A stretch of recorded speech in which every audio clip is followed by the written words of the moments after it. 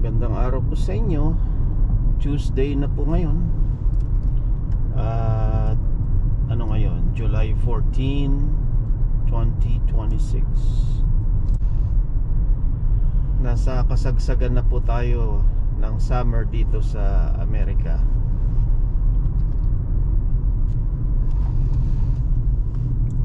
Ito na po yung peak ng summer. Pupunta na ako sa Los Lunas, New Mexico. Medyo may kalayuan po ito. 53-minute drive.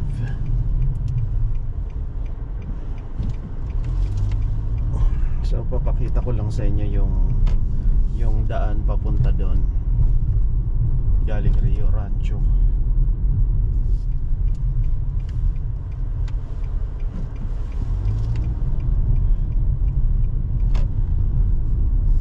Wow, ang layo. 40 miles ang biyahe. Okay lang. May extra bayad naman. Padaanin ko muna tong pulang kotse na to. Iyon, para makalabas na ako dito.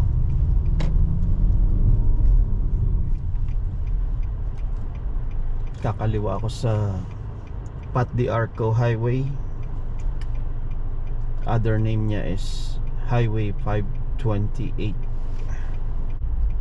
So bale, didiretsuhin ko lang tong Pat de Arco hanggang Coors. Tapos diretso na ng Los Lunas. Medyo may kalayuan mga kaibigan. Okay, sa gitna lang ako kasi malayo-layo ito. Kakaliwa na po ako dito sa Highway 423.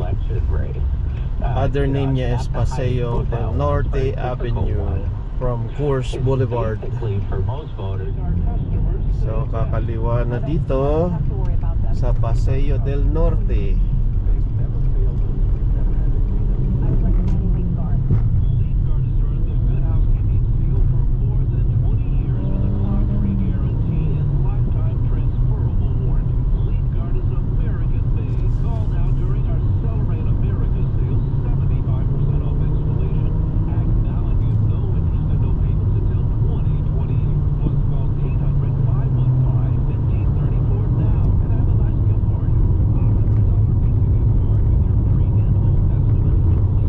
Sa tulay na po ako mga kaibigan. Malapit ng kumanan sa I-25. Yan, magsisignal light na ako pa kanan dito.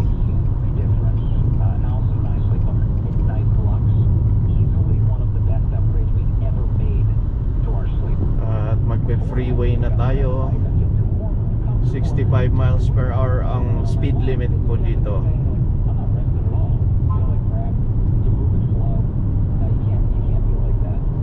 Okay, exit. Exit na po.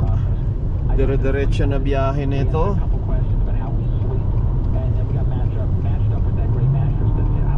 Bale, sinasariwa ko lang po yung dati kong pag-duty doon sa Los Lunas. Yan yung dati kong assignment. Siguro mga kailan ba yun? 2022 yata yung last ko. So 4 years ago. Yan, 2022.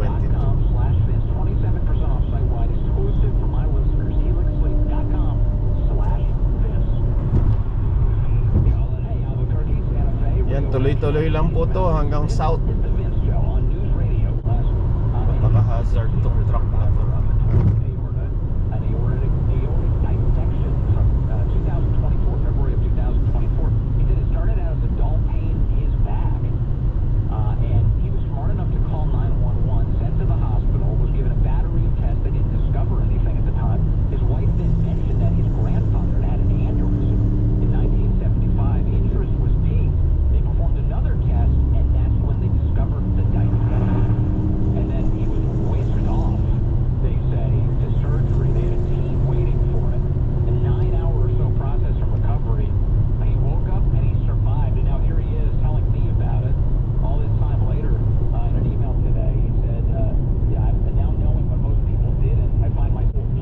Time check 11:58 AM.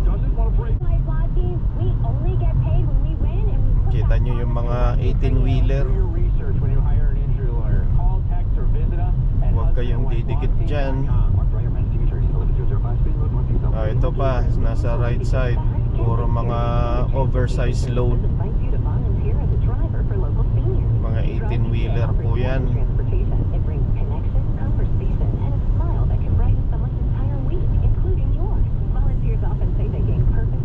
Grabe. Ba't kasi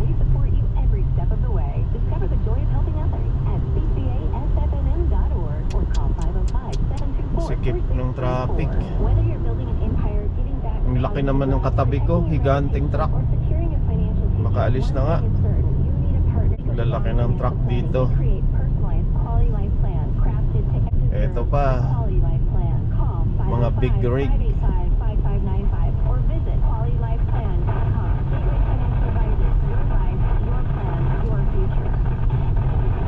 Mga big rig ang tawag dyan. Buti hindi ako dun sa kanan, kung hindi, na-stuck na ako. Hindi na ako makaka-change ng lane. Kung may balita, pakinggan natin. Supreme Court Justices Amy Coney Barrett and Elena Kagan testifying today before House and Senate committees about the budget request for next year. Okay. Budget request lang naman pala eh. Mag-exit ako sa 209, 18 miles pa. So basta makabuelo na to dito, tuloy-tuloy na ang biyahe. Bali may shortage po kasi kami ng physical therapist dito sa New Mexico. Parang walang nag-a-apply. Kaya nung nag-resign yung naka-assign dun sa Los Lunas na PT, walang pumapalit. Kaya nag-volunteer na lang ako kasi syempre may malasakit din tayo sa company. Volunteer ako pero taga-admit lang. Ang sabi ko sa kanila, mag-hire sila ng kahit PT assistant doon sa bandang yon. Ako na lang yung mag-a-admit, magre-reassess, tapos sila na bahala sa treatment. Ayun, muscle car na naman. Kaso useless din yan kasi magbibilis ka pa dito, may speed limit naman.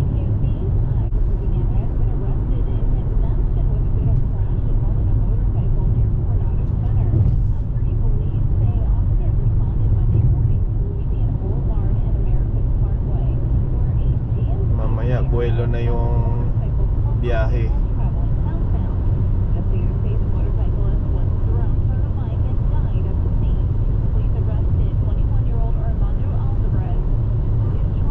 Lang may ma-aksidente dito kasi siguradong may stuck ako sa traffic. So ganun po mga kaibigan, nagkukulang po yung mga clinician dito sa US kasi nga naghigpit sa immigration.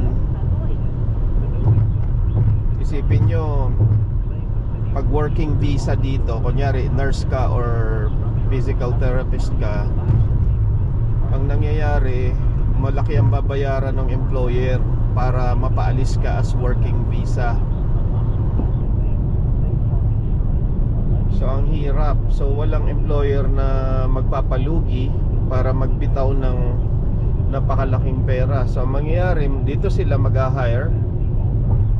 Kaso may shortage nga dito. May shortage ng clinician dito sa Amerika. Kasi nga mahal po ng tuition dito eh. Kaya yung mga Amerikano, imbis na mag-aral sila ng mga bachelor's degree, master's degree, doctorate degree, ang ginagawa nila, kumukuha na lang sila ng skilled job. Kunyari, tubero, o kaya electrician, o kaya sa construction. Yung mga skilled job, yun ang kinukuha ng karamihan kasi nga wala silang kakayanan na magbayad ng sobrang mahal na tuition. Kaya nagkukulang po ang mga health worker dito. Kaya naman nagkikpit ngayon kasi kasalanan naman kasi ng mga nakaraang administrasyon eh. Masyado silang maluwag. Kaya nagkikpit yung gobyerno ngayon. Siyempre meron yung collateral damage. Although pabor sa amin na nandito na kasi meron kaming job security. Ang problema naman, paano naman yung ibang mga kababayan natin na mga Pinoy na nangangarap din pumunta dito sa Amerika. So sila ngayon ang nahihirapan. At yung mga company din dito nahihirapan din kasi wala kaming manpower. Kaya ako bumibiyahe ng malayo ngayon para punuan yung mga pagkukulang. At wala namang nag-a-apply para ma-assign dun sa malayo.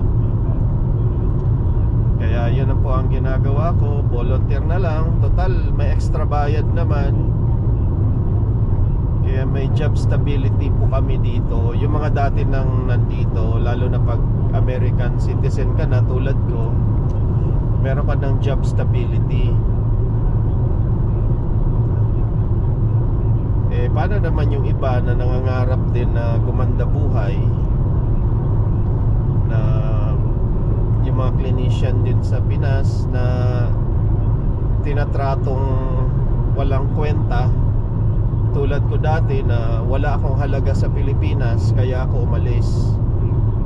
Isipin nyo naman, wala kang regular na sahod, volunteer ka lang, ang income mo lang is allowance, tapos bibigyan ka ng home care na pasyente. So ganun lang po ang nangyayari. Kaya wala rin mangyayari sa buhay namin kasi wala kaming kakwenta-kwenta sa Pilipinas. Sana baguhin na yan ng gobyerno ng Pilipinas. Sana pahalagahan din yung mga health worker.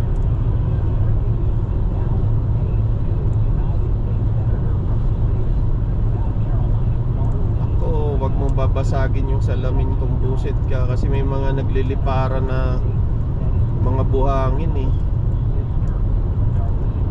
Kaya ayaw kong dumidikit sa mga truck na to eh. Tingnan mo, nararamdaman ko parang may buhangin na ano eh, na tumatama sa windshield ko eh. Kaya dito muna ako.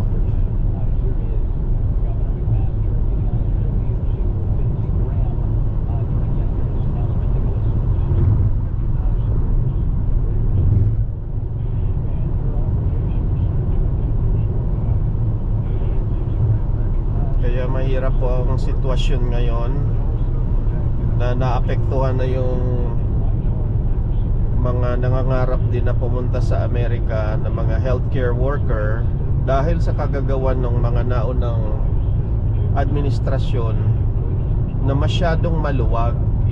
Inopen yung border eh. Siyempre ang dami tuloy nakapasok na mga kriminal. Kaya ang ginagawa ngayon, naghihigpit tuloy. Naapektuhan na yung mga nangangarap din ng mga Pilipino na pumunta dito para magtrabaho ng matino. Kaya po, yan ang nararanasan namin ngayon. Unahan ko na nga to, ang bagal ng mga to eh. Abutin ako ng siyam-siyam.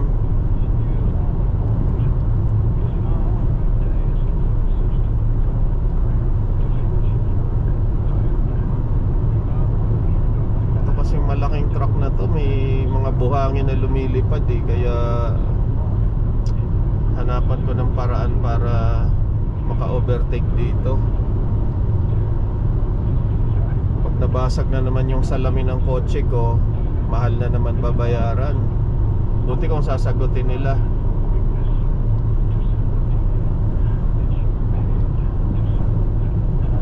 Aabot na ng ano ngayon eh, pinakamura na $300.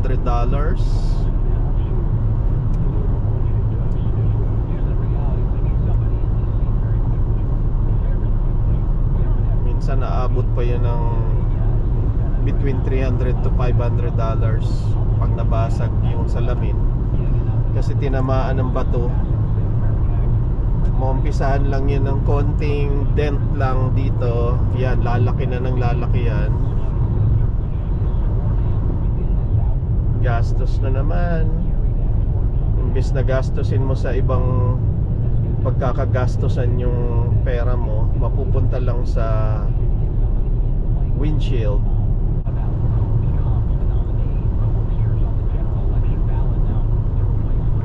Wag kang didikit dyan.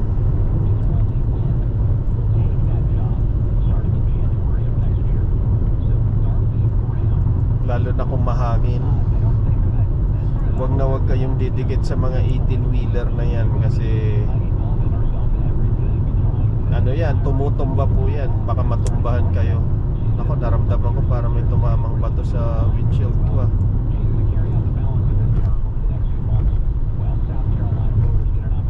Kailangan alalay lang takbo dito.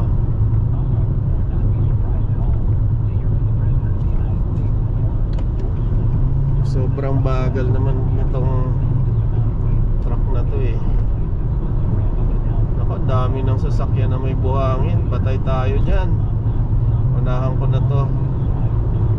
Yung kaka-exit niya lang. Pag nasa unahan ko yan, yari.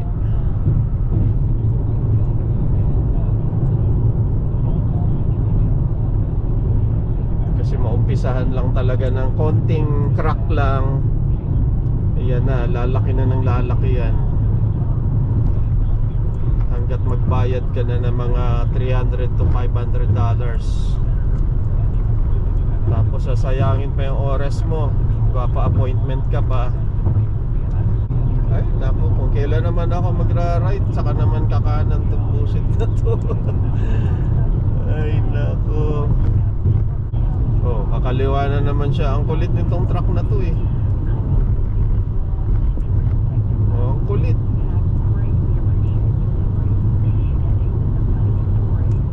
Mabagal kasi masyado to. Ay. Signal light ko na to eh.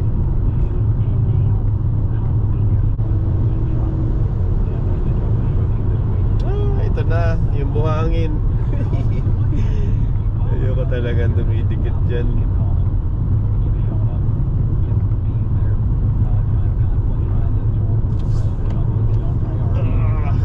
Ang bagal mo.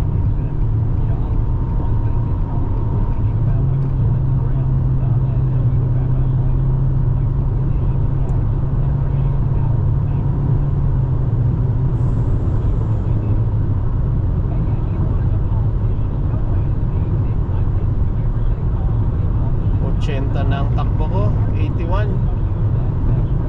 Malagpasan ko lang itong mga truck na to. Wala naman pulis, kaya medyo pag nag-overtake naman okay lang yan. Kasi magcha-change lane din ako doon sa dulo para maka-exit na ako. Kasi 1.1 miles na lang, kailangan ko na pong umexit. Yan. Signal light na dito. Exit 209. Ay, salamat. Nakaligtas na sa mga malalaking truck. Kaliwa na po tayo dito. Ayos. Pasok.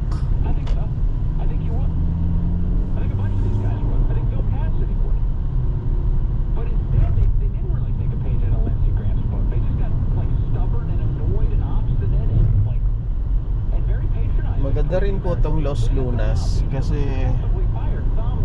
para kang nasa probinsya. Hindi pa po ito Los Lunas papunta pa lang. Yan, sa dulo kakanan ako sa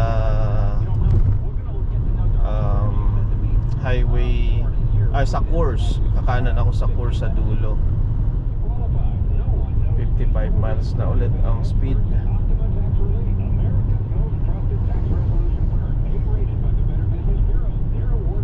Para kapag nasa probinsya probinsya dito. Kita nyo yung mga punong kahoy. Mayayabong po yan. Mayabong. Tagal ko nang hindi nagagamit yung salitang mayabong. Puro English kasi dito eh. Kaya minsan nakakalimutan ko na yung mga termino ng ano, yung mga ganyan, mayayabong. Para kang nasa probinsya.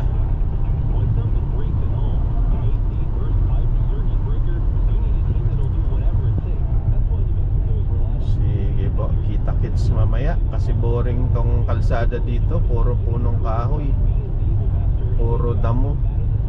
Ito na po mga kaibigan, kakaliwa na po ako dito sa Griego Road, Los Lunas na po ito. Ayan. Hindi naman po city yung Los Lunas. Bali ang tawag village. The village of Los Lunas. Itong lugar na to is Los Lunas, New Mexico na. Ayan po mga kaibigan, kakanan na ako dito. Malapit na sa bahay ng patient. Ito na po. Ayos, Taylor Road.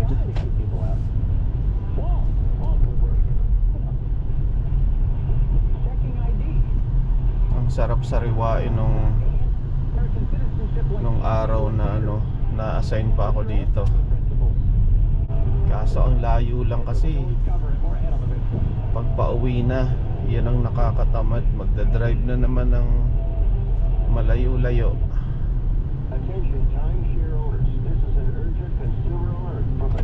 Okay, tas kakaliwa ako dito sa Dennis. Madaanan kaya ako. Parang ang sikip ng kalsada. Ouch. Yun, masikip. May truck ng basura. Ayan, paalisin ko muna. Ayos. Oh, okay. Ayos. Kaliwa dito. Sige po mga kaibigan. At bawal ipakita ang bahay ng pasyente. Bye. Yan po mga kaibigan, pauwi na po ako. Tapos na po ako dun sa pasyente ko sa Los Lunas. Babalik na naman po ng Albuquerque.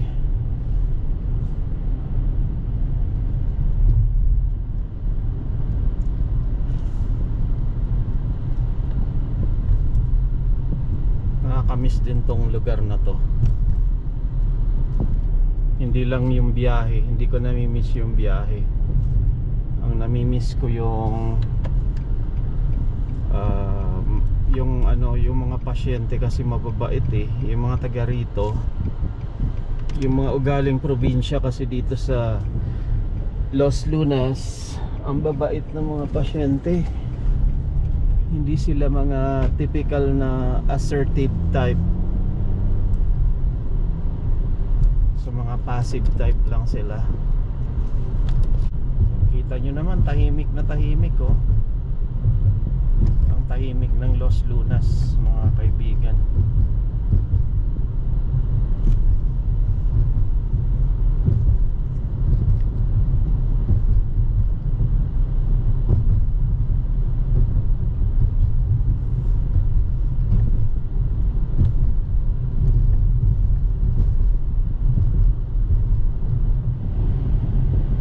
Pabalik na po ulit ako sa Griego Road.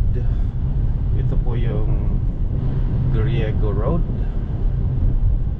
At kakanan ako sa Highway 314.